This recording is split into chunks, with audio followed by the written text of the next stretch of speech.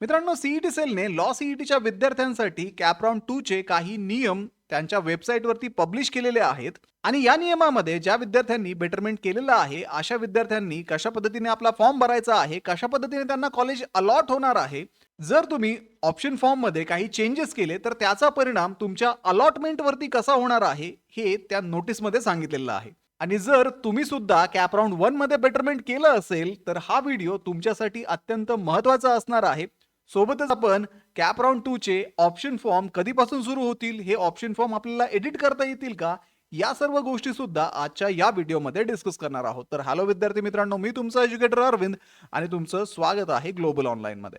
3 year आणि 5 year LLB first इयरच्या विद्यार्थ्यांसाठी असणारे फर्स्ट सेमिस्टरची लाईव्ह बॅच ग्लोबल ऑनलाईन मध्ये 25 ऑगस्ट पासून सुरू होत आहे. या बॅच मध्ये तुम्हाला तुमच्या कॉलेजच्या सर्व सब्जेक्ट्स वरती लाईव्ह लेक्चर्स दिले जाणार आहेत. सोबतच इथे रेकॉर्डेड लेक्चर सुद्धा अवेलेबल असतील. तसेच वीकली डाऊट क्लिअरिंग सेशन्स, परीक्षेपूर्वी असणारे रिव्हिजन लेक्चर्स ज्याच्यामध्ये तुम्हाला PYQs च्या माध्यमातून परीक्षेसाठी रेडी केलं जाणार आहे. आणि तसेच विद्यार्थी मित्रांनो, परीक्षेच्या प्रिपरेशनसाठी मराठी आणि इंग्रजी अशा दोन्ही माध्यमामध्ये या बॅच मध्ये तुम्हाला नोट्स अवेलेबल असणार आहेत. तर ही बॅच इव्हिनिंग सेशन मध्ये घेतली जाणार आहे. त्यामुळे दिलेल्या नंबर्स वरती आजच कॉन्टॅक्ट करा आणि ही बॅच जॉईन करून आपलं फर्स्ट सेमिस्टरचं प्रिपरेशन सुरू करा. तर मित्रांनो, इथे ऍडमिशन पोर्टल AY 2026-27 मध्ये जर आपण आपला 3 इयर किंवा 5 इयरचा कोर्स सिलेक्ट केला तर आपल्याला पहिलीच नोटीस इथे दिसत आहे, public notice for LLB 3 and LLB 5 years betterment option 2026. तर या नोटीसमध्ये सीईटी सेलने बेटरमेंट ऑप्शन विषयी सांगितलेलं आहे. जसं की आपल्याला माहिती आहे, सीईटी सेलने मागे एक सर्क्युलर काढलं होतं ज्याच्यामध्ये कॅपराउंड 2 चे ऑप्शन फॉर्म हे एडिट होऊ शकता हे सीईटी सेलने सांगितलं होतं. तर त्यानुसार आता कॅपराउंड 2 चे फॉर्म आपण एडिट करू शकतो आणि ते एडिट करत असताना कुठल्या प्रकारची काळजी आपण घ्यायला हवी हे आपण आता या नोटीसच्या माध्यमातून समजून घेणार आहोत. जर तुम्ही तुमचा फॉर्म एडिट केला तर त्याचा परिणाम काय होईल हे सुद्धा सीईटी सेलने इथे सांगितलेलं आहे. तर इथे ऑप्शन फॉर्मच्या रिअरेंजमेंट विषयी पॉइंट 1 मध्ये सांगितलेलं आहे, if a candidate opt for a betterment in a cap round 2 and changes or rearranges the preference sequence submitted in a cap round 1 and is allotted a new college on the basis of the revised preference sequence, the candidate's claim on the college allotted in a cap round 1 shall stand forfeited. तर थोडक्यात CET सेलचं असं म्हणणं आहे की विद्यार्थ्याने cap round 1 साठी जर betterment opt केलं असेल तर, आता तुम्ही सगळ्यांनी बेटरमेंट ऑप्ट केलेलं आहे, आता बेटरमेंट ऑप्ट केल्यानंतर तुम्ही सेकंड राऊंड साठी कन्सिडर होणार आहात आणि सेकंड राऊंड मध्ये गेल्यानंतर जर तुम्ही तुमच्या ऑप्शन फॉर्म मध्ये काही चेंजेस केले, काही ऑप्शन रिअरेंज केले आणि त्या रिअरेंजमेंट नंतर तुम्हाला जर एखादं कॉलेज अलॉट झालं तर बेटरमेंट केलेलं कॉलेज तुम्हाला मिळणार नाही. नवीन जे कॉलेज तुम्हाला अलॉट झालेलं आहे ते कॉलेज तुम्हाला इथे मिळेल असं यांनी सांगितलेलं आहे. आणि ते सांगत असताना सीईटी सेलने इथे एक उदाहरण सुद्धा दिलेलं आहे. समजा तुम्ही जो ऑप्शन फॉर्म भरला आहे त्याच्यामध्ये 5 प्रेफरन्स तुम्ही दिलेले आहेत, कॉलेज ABCD आणि E, आणि याचा सिक्वेन्स सुद्धा ABCDE अशा पद्धतीने आहे. आणि जर तुम्हाला आता C कॉलेज अलॉट झालं असेल, आता C कॉलेज इथे 3 नंबरला आहे, तुमच्या फॉर्मच्या केसमध्ये ते college 4 number, 5 number, 10 number, 25 number, कितीही नंबरला असू द्यात.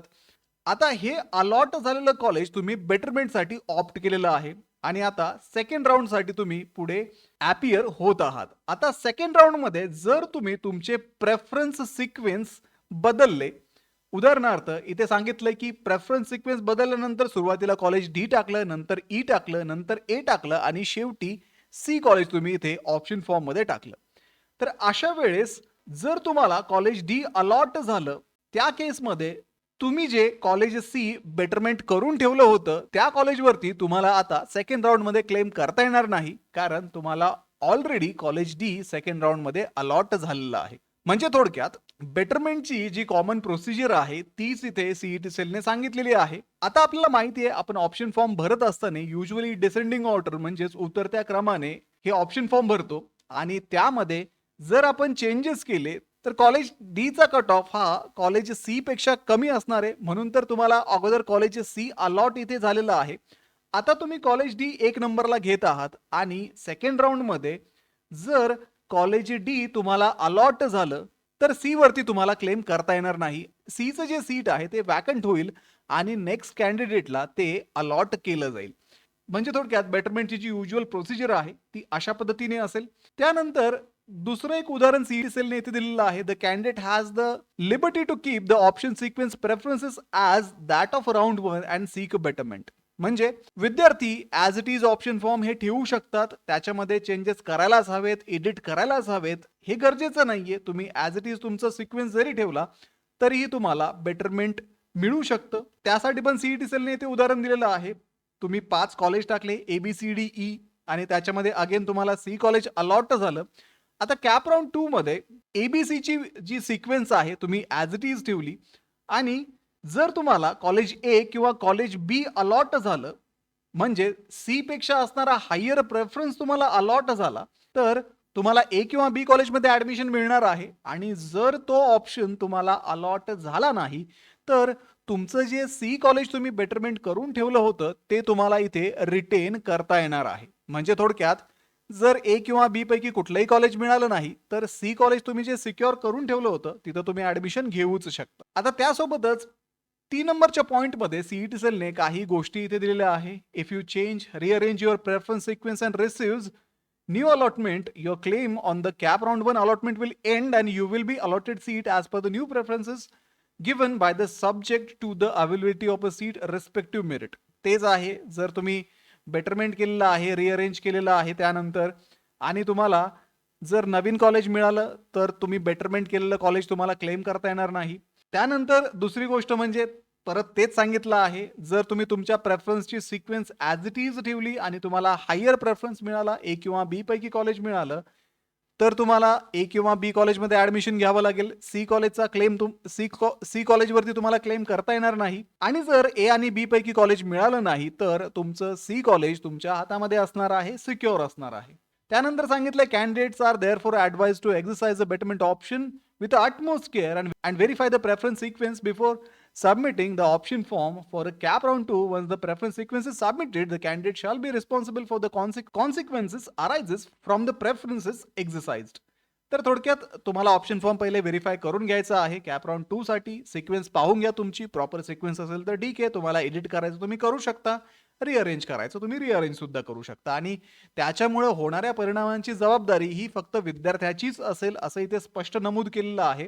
आणि या ज्या गाईडलाईन आहेत त्या 3 इयर आणि 5 इयर कॅप ऍडमिशनसाठी 2026-27 या वर्षासाठी ऍप्लिकेबल आहेत.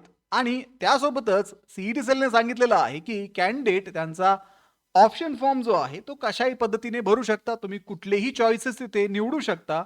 मग त्या कॉलेजमध्ये व्हॅकन्सी असली काय आणि नसली काय, तुम्हाला कुठलंही कॉलेज इथे कॅप राउंड 2 मध्ये निवडता येणार आहे. ठीक आहे विद्यार्थी मित्रांनो, तर अशा पद्धतीने तेच परत सीईटी सेलने सांगितलेलं आहे असं मी म्हणेल, कारण हे कॉमन रूल आहे. थोडं फॅन्सी वेने तुम्हाला सांगितलं आहे, कन्फ्यूज होऊ नका. दुसरी गोष्ट म्हणजे कॅप राउंड 2चं शेड्यूल अजूनही सीईटी सेलने पब्लिश केलेलं नाहीये, कारण 21 तारखेला 5 इयरचे ऍडमिशन कंप्लीट होतील, 22 तारखेला 3 इयरचे ऍडमिशन कंप्लीट होतील आणि त्यानंतरच सीईटी सेल पुढचं जे शेड्यूल असेल ते रिलीज करेल. आतापर्यंत जर आपण पाहिलं तर सीईटी सेलच्या वेबसाईटवरती करंटली फक्त 23 पर्यंतचं शेड्यूल मॅक्सिमम आपल्याला दिसतंय आणि 22 पर्यंत 5 इयर सीईटी वाल्यांसाठी शेड्यूल इथे दिसेल. याच्या पलीकडे ज्यावेळेस ही सगळी प्रोसिजर कंप्लीट होईल त्यावेळेस सीईटी सेल नक्कीच कॅप राउंड 2 साठी असणारं शेड्यूल रिलीज करेल आणि त्यानंतरच तुम्हाला ऑप्शन फॉर्म फिल करता येणार आहे. ठीक आहे. आता जर तुम्हाला राऊंड 1 मध्ये कुठलंही कॉलेज अलॉट झालं नसेल तर तुम्ही राऊंड 2 मध्ये नवीन ऑप्शन ऍड करा. त्यानंतर राऊंड 2 साठी तुम्हाला कन्सिडर केलं जाईल. मिळालेलं कॉलेज तुम्हाला जर नकोच असेल तर अशा वेळेस तुम्ही काही नाही केलं तरी तुम्हाला कॅप राऊंड 2 मध्ये जाता येईल. आणि जर तुम्ही बेटरमेंट केलं असेल तर ऑटोमॅटिकली तुम्ही कॅप राऊंड 2 मध्ये अपीयर होणार आहात.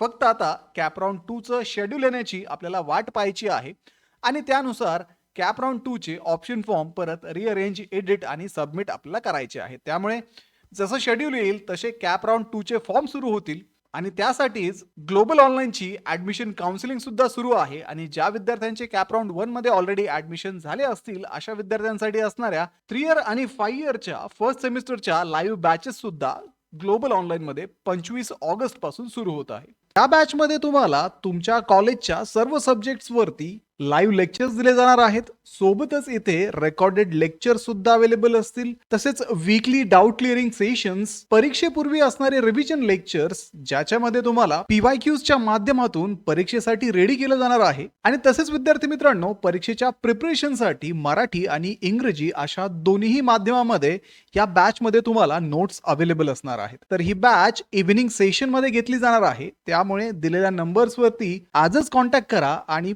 ही बॅच जॉईन करून आपलं फर्स्ट सेमिस्टरचं प्रिपरेशन सुरू करा. तर व्हिडिओला लाईक करा, तुमच्या मित्रांना हा व्हिडिओ शेअर करा, ग्लोबल ऑनलाईनला आत्ताच सबस्क्राईब करून ठेवा. भेटूया पुढच्या व्हिडिओमध्ये. थँक्यू.